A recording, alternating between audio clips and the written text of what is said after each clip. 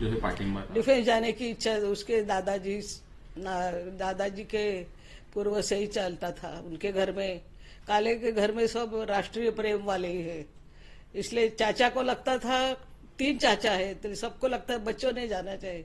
हमने तो बहुत ट्राई किया, हमको कोई यश नहीं मिला, लेकिन बच्चे तो जा सकते हैं।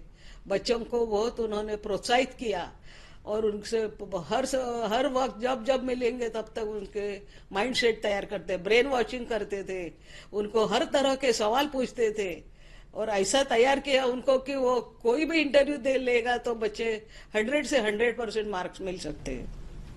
डिफेंस में जाते वक्त घर में कैसा माहौल था? जब डिफेंस ज्वाइन किया, जब अचीवमेंट थी, तब कैसा माहौल था?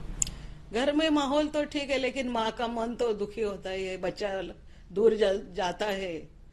बच्चे खुश थे, नया माहौल था, नया एजुकेशन, नया सब था।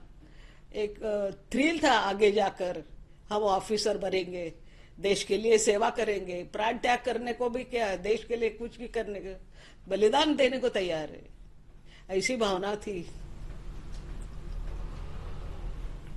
आज उनका दुखद जो है, जो खबर आई तभी क्या? खबर आई तभी तो धक्का लगा, बहुत बड़ा हादसा लगा। विश्वास ही नहीं कर सकते, अभी भी नहीं लगता है। उन्होंने चेहरा बराबर देखा नहीं है। वैभव ही है, वैभव जिंदा है, वैभव गया नहीं है। वैभव का चेहरा उन्होंने दिखाया तक नहीं है अभी तक।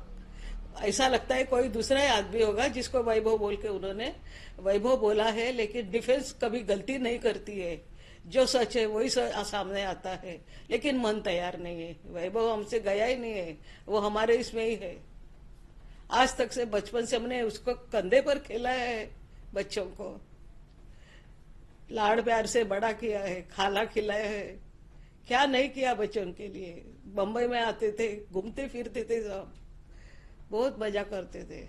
ऐसा लगता ही नहीं है हमको कि वैभव गया।